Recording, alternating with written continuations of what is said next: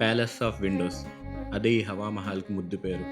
జైపూర్‌లో 1799లో మహారాజా ప్రతాప్ సింగ్ కట్టించిన ఈ అద్భుతం 953 విండోస్‌తో ఉంటాయి. ఈ మహల్‌లో మహారాణులు లోపల కూర్చొని బయట ప్రపంచాన్ని చూసేవాళ్ళు. కానీ ఎవ్వరికీ వాళ్ళు కనిపించేవారు కాదు. అదే ఈ హవా మహల్ యొక్క మ్యాజిక్. ఇది ఉదయం పూట కన్నా రాత్రి ఇంకా కాంతివంతంగా ఉంటుంది. లోకల్ కళాకారులు ఇక్కడ చాలా వస్తువుల్ని తయారు చేసి అమ్ముతూ ఉంటారు.